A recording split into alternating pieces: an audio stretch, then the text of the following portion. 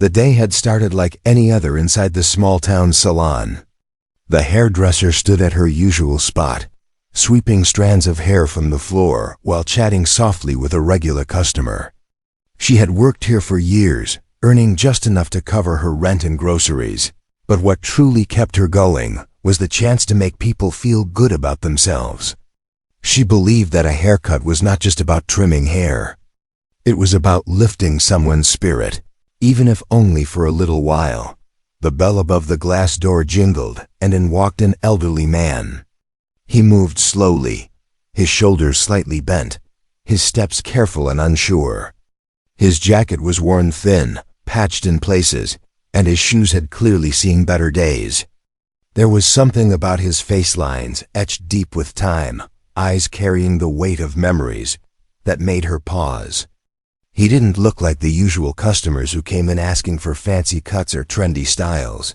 He walked up hesitantly to the counter, glancing at the price list before turning his eyes down. In his hand he held a few coins, and his fingers trembled as he tried to count them.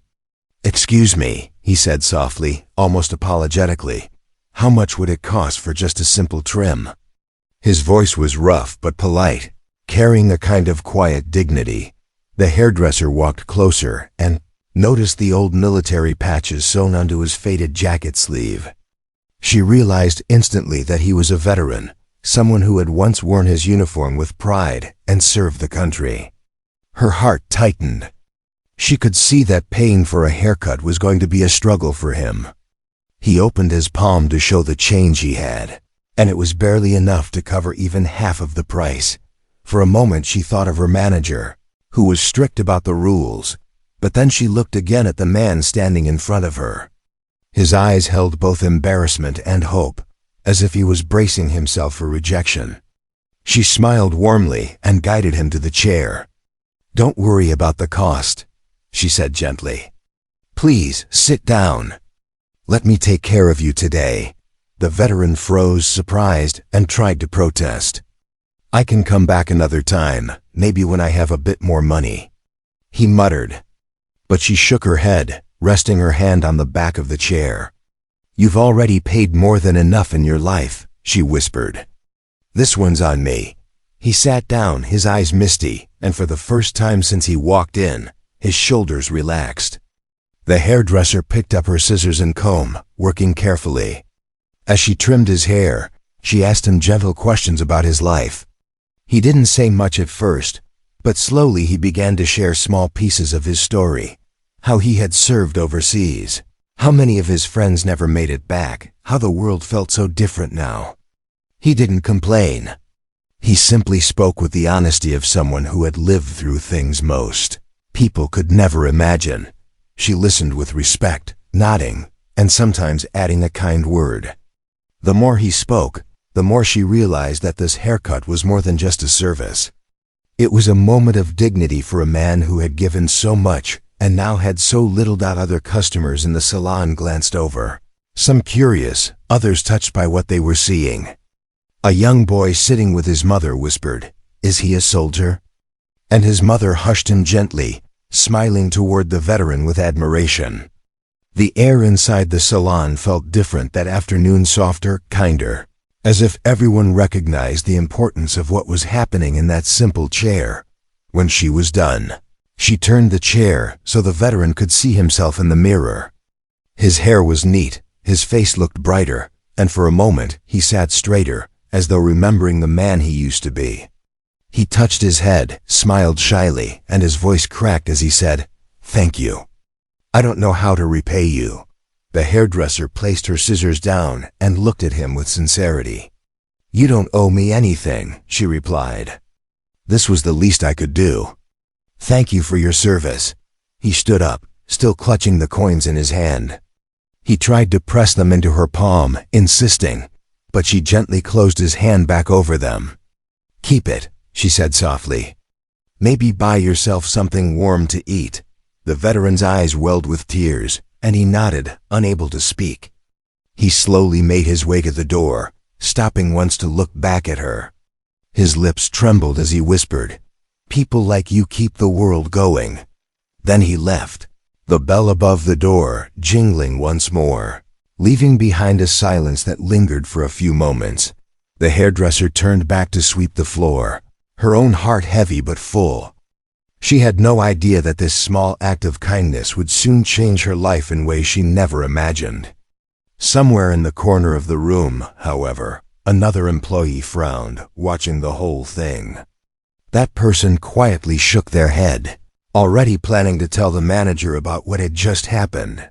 And, while the hairdresser felt she had simply done the right thing, she didn't know that the real test was still waiting for her. The kind of test that could take away her job, but also bring something far greater into her life. The next morning, the salon felt different to her. She came in as usual, carrying her small lunch bag, smiling politely at the receptionist, and taking her station. She tried to push away the memory of the veteran's eyes when he left, full of gratitude. To her, it had been nothing extraordinary, just the right thing to do. But kindness sometimes draws attention in ways one cannot predict. By midday, the salon was buzzing with customers. Hairdryers hummed, scissors clicked, and laughter mixed with gossip floated in the air. She was working on a young woman's hair when the salon owner suddenly walked in. His sharp eyes scanned the room, and the atmosphere quickly shifted. Conversations dropped to whispers, and even the receptionist straightened nervously behind the desk. The owner wasn't the type to mingle casually. He walked straight toward her chair, his expression tight. She put down her comb slowly, a sense of unease crawling up her spine. "I need to speak with you," he said, his voice low but firm. The young woman in her chair glanced around awkwardly, then stood to leave as the owner gestured toward the back room. She followed him into the office, her heart racing. He closed the door behind them and crossed his arms. "I heard what you did yesterday," he began. His tone wasn't warm. "You gave a free haircut." She opened her mouth to explain, but he raised his hand, cutting her off. "You know the rules. No free services. We're not running a charity here. Do you realize what this does? If everyone came in and expected free haircuts, we'd be out of business." Her chest tightened.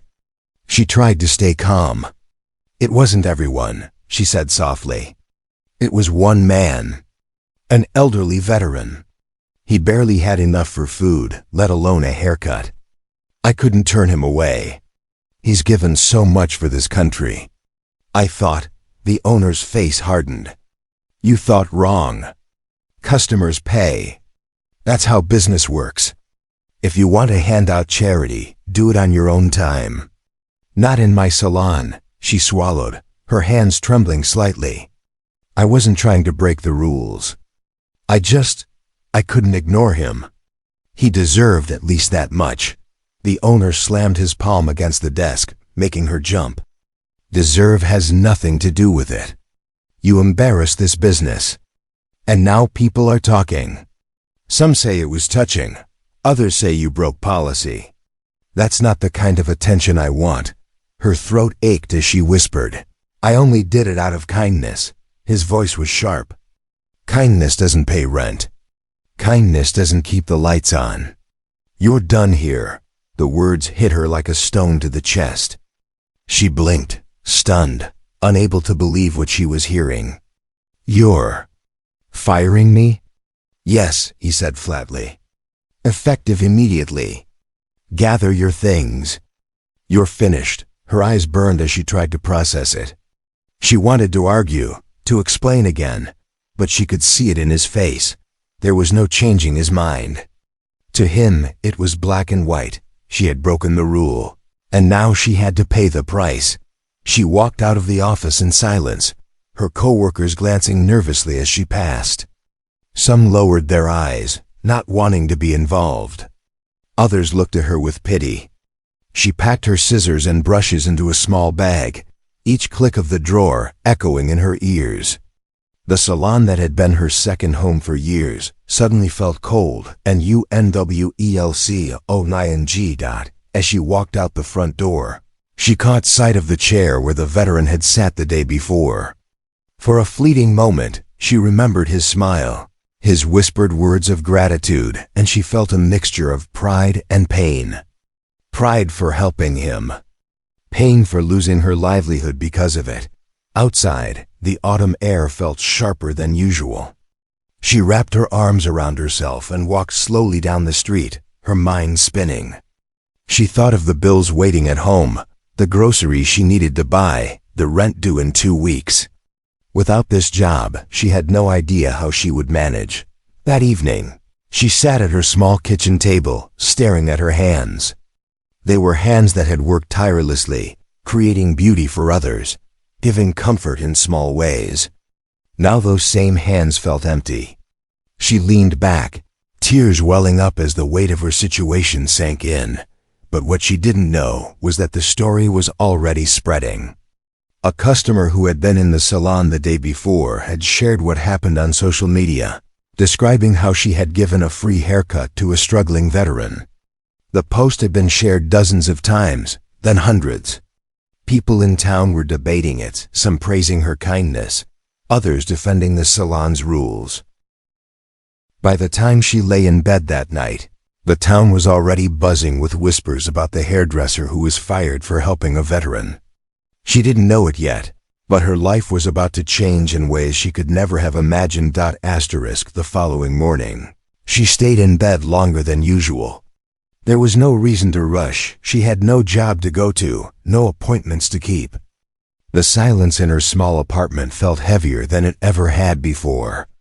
Normally she would have been rushing to get ready, packing her lunch, and hurrying off to the salon. Now she sat staring at the ceiling, her heart weighed down with uncertainty. She made herself a cup of tea and sat by the window, watching the street below. People were going about their usual routines, carrying shopping bags, walking to work, chatting on their phones. She felt strangely disconnected, as if the world was moving forward while she was stuck. The thought of how she would pay rent gnawed at her, but what hurt more was the way she had been treated. She had given so much of herself to that salon, only to be dismissed for one small act of kindness. By midday, her phone began to buzz. At first, she ignored it, thinking it was just marketing messages. But then she noticed there were dozens of notifications, friends tagging her, acquaintances sending her screenshots. Her story was everywhere. A local customer had written a long post about what had happened, how she had given a free haircut to an elderly veteran who could barely afford it, how her boss had fired her for it the next day. The post had been shared again and again, reaching far beyond their little town. Some people were outraged. Comments poured in about how unfair it was, how businesses should value compassion, how she had done something admirable. Others defended the salon, arguing that rules were rules and no one should expect free services. The debate was intense, but one thing was clear: her story had captured the community's attention. As she scrolled through the messages, her emotions swirled. Part of her felt comforted that strangers were standing up for her. Another part felt exposed, as if her private pain had been put on display for the whole town to judge. She hadn't asked for attention. She had only wanted to do something good for a man who deserved it. The veteran himself heard about the uproar. Sitting alone in his small apartment, he felt a pang of guilt. He had never meant to cause trouble for the kind woman who had helped him. He thought about the way she had smiled at him, the gentle way she had told him to keep his money. The memory warmed him, but the thought of her losing her job because of him made his stomach twist. He wished there was something he could do, but he was living on a modest pension, barely enough to cover his own expenses. Meanwhile, people in town started talking openly. At the grocery store, in coffee shops, at church gatherings, the story came up again and again. Some called her a hero. Others shook their heads, saying business was business. A few suggested raising funds to support her until she found new work. The whispers grew louder, until it felt like everyone knew what had happened. She, however, sat quietly in her apartment, overwhelmed. She hadn't asked for recognition, and the sudden wave of attention scared her. She wasn't sure how to face people. What if they judged her? What if they thought she was foolish for breaking the rules? She wished she could go back to the simple routine of sweeping hair from the floor, chatting with customers, and going home at the end of the day. But she also knew that nothing would be the same again. That evening, she took a walk to clear her mind. The air was cool, and the sky was streaked with fading light. As she walked down the familiar streets, she noticed a few people nodding at her, some even offering small smiles of encouragement. One woman stopped her and said, "I read about what you did. Thank you. We need more people like you." Her throat tightened as she mumbled a quiet thank you. She didn't feel like a hero. She just felt tired. But something inside her began to stir. Maybe kindness did matter. Maybe it was worth the cost, even if she had lost her job. Back in the salon, the atmosphere had shifted too. Some employees whispered about her when the owner wasn't around. A few admired what she had done, though they didn't dare say it out loud. Others shook their heads, convinced she had brought it upon herself. The owner, on the other hand, was growing frustrated with the negative attention. He hadn't expected the firing to become such a public matter, and the backlash was beginning to make him uneasy. But the real turning point hadn't yet arrived. Late that night, as she sat by her window again, her phone buzzed with a message from a friend. "Did you hear? The mayor knows about your story." Her heart skipped a beat. She stared at the screen, unable to process it. Why would the mayor care about a simple haircut? She set the phone down, unsure if she should laugh, cry, or worry. Whatever the case, she sensed that the storm around her was far from over. Something bigger was on its way, something that would shake her life even more than being fired had. The morning began quietly, but there was an unusual tension in the air around town. People had read the news articles, heard the chatter, and many were waiting to see what would happen next. She, however, tried to keep her day simple. She made herself a cup of coffee, swept the floor of her small apartment, and told herself she would spend the day searching for job postings. But even as she tried to focus, her phone buzzed constantly with messages from friends, neighbors, and even strangers who had read about her story. She didn't know that at the same time. Something unexpected was happening at the salon she had once called home. The glass door swung open mid-morning, and in walked the mayor of the town. He wasn't a man who appeared in small businesses unannounced, and his sudden presence made every head in the salon turn. The staff froze, the chatter died down, and the receptionist nearly dropped her pen as she scrambled to greet him. The mayor was known to be a man of principle, someone who cared about the community, and his reputation carried weight. His eyes swept across the salon, steady and serious, before he asked in a calm but firm voice, "Where is the hairdresser who gave the free haircut to the veteran?" The employees glanced nervously at one another. The owner stepped forward, trying to mask his discomfort with a smile. "She doesn't work here anymore," he said quickly. She was dismissed for breaking company rules. The mayor's brows furrowed, and silence filled the room. Customers sitting in chairs exchanged uneasy looks, sensing that something important was unfolding. The mayor took a slow step closer, his voice carrying a weight that made the room feel smaller.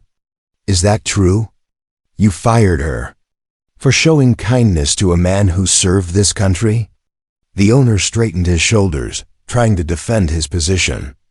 "We run a business here. We can't just give away free services. If we did, everyone would expect it. It's a matter of policy, not emotion." The mayor's face darkened. He glanced at the customers in the salon, many of whom were now watching closely. "Policy is important," the mayor said, his voice steady. "But so is humanity. This woman's act of kindness reflects the values this town should stand for. Instead of punishing her, she should have been praised."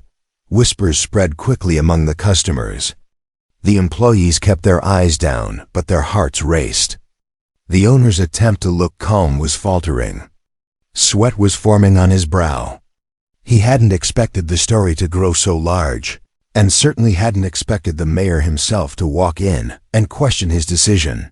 Meanwhile, across town, she sat at her kitchen table when her phone buzzed again. It was another friend sending her a message. "The mayor is at the salon right now asking about you." She blinked at the screen, stunned. Her hands shook as she read it again, trying to make sense of it. Why would the mayor care about her? She was just a simple hairdresser who had lost her job. Back at the salon, the mayor's words hung heavy in the air. He turned to the customers and said, "This town needs more people like her. Compassion should never be punished." The customers nodded, murmuring in agreement, and a few even clapped softly. The owner, now cornered, tried to change the subject. "With all due respect, Mr. Mayor, this is a private business. We have to enforce rules to survive." The mayor leaned closer, his voice low but firm. "And with all due respect, the people of this town are watching. They decide where to spend their money. Do you think they'll continue to support a business that punishes kindness?" The room grew quiet again.